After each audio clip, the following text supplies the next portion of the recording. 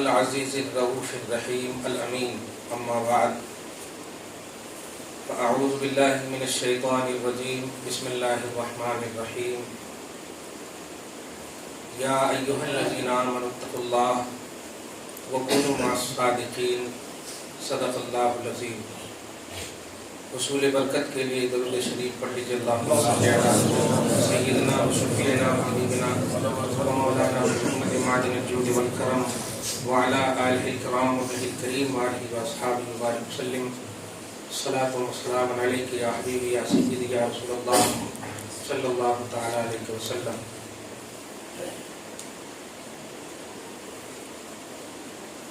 یہ علمی نشست اور فکری افراد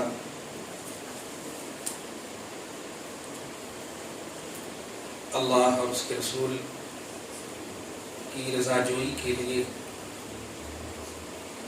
ہمیشہ درود پاک کے سہارے سے اس عظیم نعمت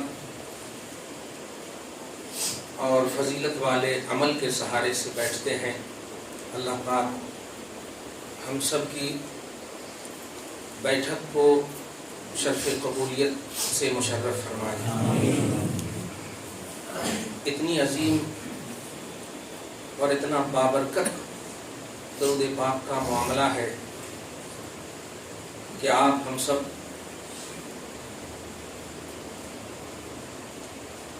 کسی بھی زاویے سے اس میں اختلاف نہیں کر سکتے کہ یہی وہ درود ہے جس میں کسی بھی مکتب فکر کا اختلاف نہیں، اور یہ بھی طے ہے کہ یہ درود نبی پر بھیجا جاتا ہے۔ تو ظاہر ہے درود پاک کا تعلق اور بے اختلاف ہو کر کے رہنا اس بات کی کھلی دلیل ہے کہ رب کی قدرت اور مصطفیٰ کا یہ معجزہ ہے کہ نبی پاک کو اللہ پاک نے فکری طور پر جو بھی طبقاتی تصور جنم لے لے، لیکن حقیقت یہ ہے کہ مصطفیٰ کے لیے ایک سیکنڈ ہی کے لیے صحیح ساری جماعت نبی کے لیے اکٹھا ہو جائے۔ یہ بہت بڑا نقطے کا پہلو ہے، دھیان رکھیے گا، اس میں کسی کا اختلاف نہیں۔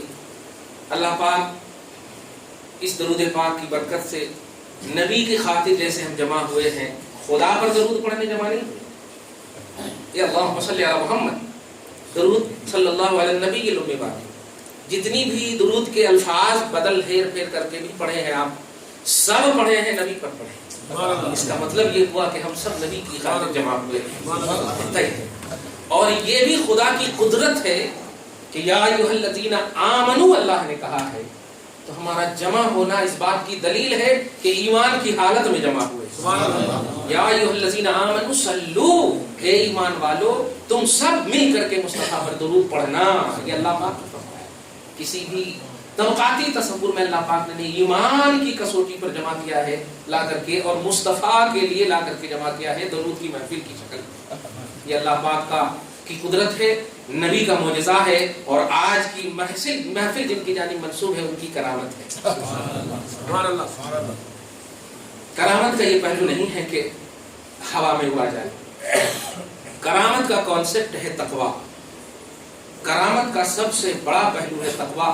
سورہ حجرات کی آیت نمبر 12 میں اللہ سبحانہ فرماتا ہے ان اکرمکم عند اللہ اتقاکم۔ چونکہ سب علمی افراد ہیں اور اسی طرح سنتے ہیں الحمدللہ۔ اللہ پاک آپ کی عمروں میں بے پناہ برکتیں عطا فرمائے، علم میں عمل میں بے پناہ برکتیں عطا فرمائے، محبت والی دنیا میں ہے اسی پر قائم رکھے۔ ان اکرمکم عند اللہ اتقاکم، تم میں سے سب سے زیادہ کرامت والا وہ ہے جن کے پاس سب سے زیادہ تقویٰ ہے۔ یہ اللہ پاک انا، بے شک، اکرمکم، تم میں سب سے زیادہ کرامت والا، عند اللہ، اللہ پاک کی بارگاہ میں، اتقاکم، جو سب سے زیادہ تقویٰ رکھتا ہے، سب سے زیادہ متقی۔ اب سورہ یونس کا آیت نمبر 62 63 وغیرہ میں آپ دیکھیں گے تو اس میں بھی ولایت کا جو पहलू बताया गया है, अला इन्ना औलिया अल्लाह ला खौफुन अलैहिम वला हुम यहज़नून के बाद वो अल्लज़ीना आमनू व कानू यत्तक़ून। पहली शर्त है ईमान, और उसके बाद जो साहिब तक़वा, तक़वा ये वलायत की शर्त है, तक़वा ये करामत की शर्त है।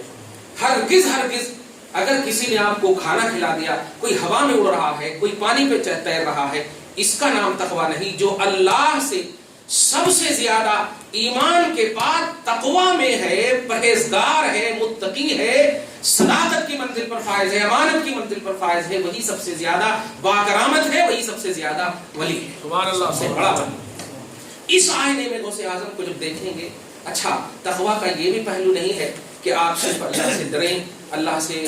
जाहिर है, एक छोटी सी मिसाल आपको दूं, ईमान जब अल्लाह पाक कहते हैं किसी को कि ये ईमान वाले हैं, तो इसका सरीह मतलब यही होता है कि अल्लाह कभी भी डरने वाले को, निडर को, बिला वजह के इंसान को, आदमी को अल्लाह पाक कभी भी ईमान वाला वो ही कहेगा, ऐसा नहीं। डराता है अल्लाह पाक। ऐसा कोई शख्स होता, ए लोगो ए लोगो ए लोगो, लेकिन ईमान वाला जब कह दिया, इसका मतलब यह होगा परफेक्ट बंदे को अल्लाह कह रहा है। तो ईमान वाला जब कह दिया तो इसी में परफेक्ट होना साबित है। लेकिन इत्तकुल्लाह का पहलू अब क्या है, इसमें तफसीर जिलानी वगैरह में जब देखेंगे, उसे पाक का हवाला है अल्हम्दुलिल्लाह। इसको ध्यान में रखिएगा, बड़े बेस्ट मुफस्सिर हैं, खुदा की कसम उनके बाद, बल्कि सहाबा और ताबईन के बाद मेरी आंखों ने ऐसी कुरान की तफसीर वाली किसी जात को देखा ही नहीं। सहाबा और ताबईन के बाद खुदा के कलाम की तफसीर जो उन्होंने पेश की है, ऐसी तफसीर और ऐसा ट्रांसलेशन कुरान का करने वाला है ही नहीं। आप उसको देख ले जाकर के 6 पेज 6 जिल्दों पर कुरान पाक की तफसीर, तफसीर जिलानी के नाम से है। अल्लामा बगदाद के कोई है, उन्होंने मतलब पेश किया है, हिंदुस्तान की सरजमीन पे बड़े कम मकतबों में पाई जाती है। आप उसको जरूर देखने के लिए तो जरूर हमसे मिलिए इंशाल्लाह। उनमें आप जब देखेंगे तफसीर की दुनिया में, तो आप खुद दंग रह जाएंगे कि इतने बड़े मुहद्दिस, इतने बड़े मुफक्किर, इतने बड़े इस्लामी स्कॉलर, इतने बड़े मुहक्किक, इतने बड़े मुफस्सिर, इतने बड़े इस्लाम के कुरान की तर्जमा करने वाले, और उनको बस सालाना याद किया जा रहा है। उनको सालाना याद किया जा रहा है। अरे बाबा, ये वो बाप की तरह नहीं है कि मर गया, तीसवा तीजा चहल्लुम बरसी ये सब कर दो। अरे ये इस्लाम के मोहसिन है, ये औलादो इस्लाम के ये मोहसिन है। बाप तो तेरा पर्सनल एहसान करने वाला है, वो इस्लाम के मोहसिन है। अगर तू मुसलमान है तो जब तक इस्लाम की बका है उनका एहसान बाकी रहना चाहिए, एहसान बाकी रहना चाहिए। बहुत बड़े एहसान। अरे जब तक खुदा का हुक्म नहीं हुआ तो गौसे पाक का इरादा कामिल था कि आप शादी नहीं करेंगे। गौसे पाक ने चाह लिया था शादी नहीं करेंगे, रब की तरफ से हुक्म हुआ, इजाजत हुई कि अब्दुल कादिर शादी करो। 4 शादियां की और 49 औलाद पैदा किया, जिनमें 29 औरत बच्चियां हैं, और उसके अलावा जितने सब मर्द हैं, और सब अल्लाह के वली हैं। सब अल्लाह के वली हैं, सब अल्लाह के वली हैं। ऐसे ही हो जाता नहीं। आप जरा गौर कीजिए, सीरत का एक अजीम पहलू आज के इस खुसूसी दर्स का खुलासा है, वो ये है आज जो हम इंटरनेट के जरिए से, सोशल मीडिया के जरिए से, या अपने मतलब टैलेंट के जरिए से, अपनी फिक्री उरूज के जरिए से, अपनी अपनाइयत अनानियत की बुनियाद पर, अरे पढ़ लो ना, आसान है, बोला कुरान पाक आसान है, आज बहुत सारी किताबें पढ़ लिए तो आसान है, अब इस्लाम इजी है, ऐसा वैसा, ये सब जो बोला जा रहा है, खुदा की कसम ये असलाफ का तसव्वुर नहीं है। और अल्लाह पाक ने आपको हमको असलाफ के सहारे और उनके वसीले से जीना का हुक्म दिया है। ऐसा नहीं कहा कि तुम खाली जियो, बल्कि इरशाद फरमाया, जैसे भी तिलावत की सूरह तौबा के आयत नंबर 119 119, या अय्युहल्लज़ीना आमनु तक़ुल्लाह कुनू मअस-सादिक़ीन, ए ईमान वालो, तक़वा तो तुमको अल्लाह ही का इख्तियार करना है, लेकिन जीना है तो सच्चों के साथ जीना है, रहना है तो सच्चों के साथ रहना है। आपको ये नहीं फरमाया कुनू सादिकीन, सच्चे बनकर रहना है, ऐसा नहीं कहा। जो सच्चे हैं ऑलरेडी उनके साथ रहो, सच्चे बन जाओ। कुरान पाक का हुक्म है आपको, अगर कहा सच्चे रहो, अल्हम्दुलिल्लाह, कौन है, नमाजी है, हाजी है, गाजी है, जो भी है, आप अपना पर्सनल जो भी है रहिए, लेकिन अल्लाह पाक ने ये नहीं कहा कि पर्सनल बने रहो, नहीं, तुमसे जो काबिल है उनके साथ रहो। تم سے جو اچھے ہیں ان کے ساتھ رہو. مٹھ زبان میں یہ کہ اسلاف کے ساتھ رہو, سلف صالحین کے ساتھ رہو, سچوں کے ساتھ رہو, صادقین کے ساتھ رہو. اب یہ جو جملہ ہم جب دیکھتے ہیں تو آئیے ذرا سی غوث اعظم کی بارگاہ میں آئیے. جو انٹرنیٹ وغیرہ کے حوالے سے آج ہمارے نوجوان جو پھسل رہے ہیں اور ہمارے ماں باپ کی آنسوں کی جو بد دعا لے رہے ہیں. ماں باپ تو پیدا کر دیے ہیں, اب مجبور کا بھی نام نہیں دے سکتے, لیکن حالات ایسے ہیں کہ اب بولے بھی تو نہیں مانتا, تو چل جو اب کر رہا ہے جیسے جیسے چل. لیکن نہیں پیارے نوجوانوں, اگر تم اپنی نسلوں کی بقا چاہتے ہو تو اصل کو باقی رکھو.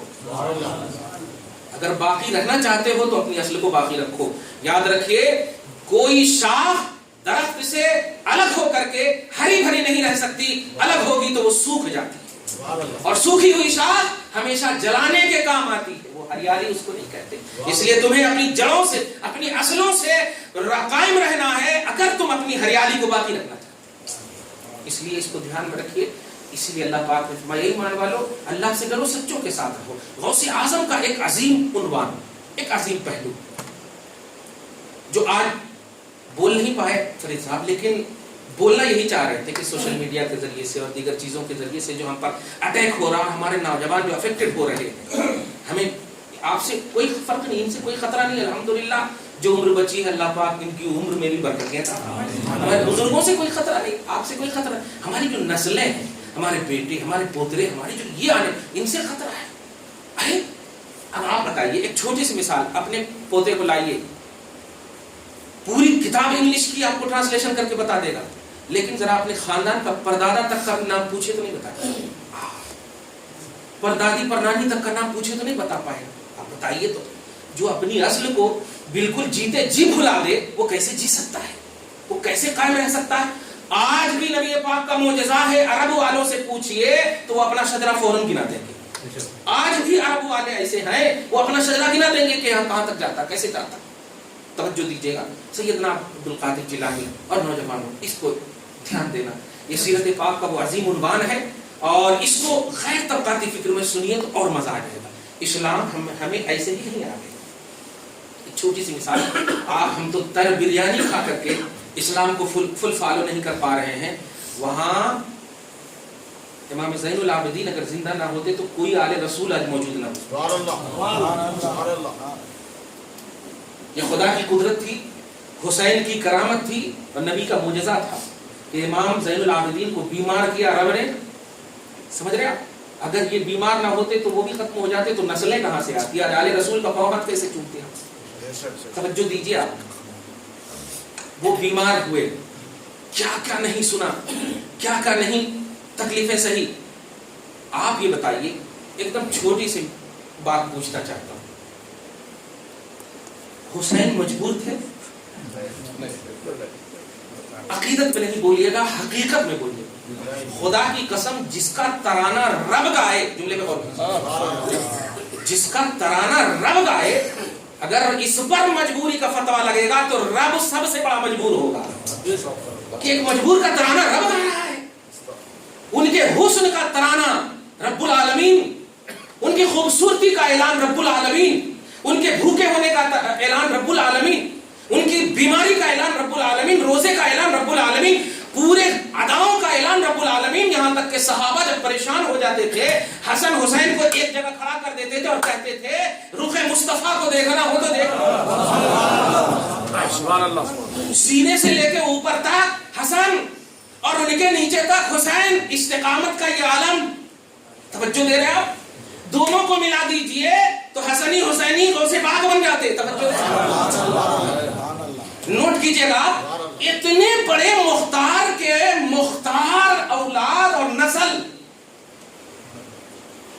کہانی کی پیاس اور شدت نہیں, بے شکایت ہو کر کے مانگے ضرور ہے پانی ہے حضرت علی اصغر کے لیے, دیا نہیں ہے, لیکن کمال ہے یار, خون بہایا, ارض بہائے, خاندان بہا دیے, سب کچھ لٹا دیا, دھڑ کربلا میں, سر مدینۃ المنورہ میں. جس کو مصطفیٰ نے دنیا میں کہا تھا یہ میرے دونوں پھول ہیں, جب سر انور لے جایا گیا تو نانا کی بارگاہ میں عرض کی زینب نے, نانا آپ نے دنیا میں جن کو پھول کہا تھا وہ پھول چڑھا رہی ہوں,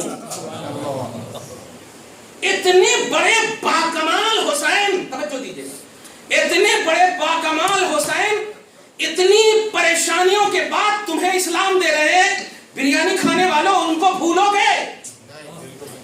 ارے وہ رسول اعظم پیٹ پر پتھر باندھ کر جنتی کھانا ان سب کو کھلاتے تھے، صحابہ کو جنتی کھانا کھلاتے تھے. نوٹ کیجئے گا. آپ بھی ابھی جائیے، ایک پلر کا اشارہ کر رہا ہوں، خدا کرے جو نہیں گئے ہیں چلے جائیں. شریف پڑھ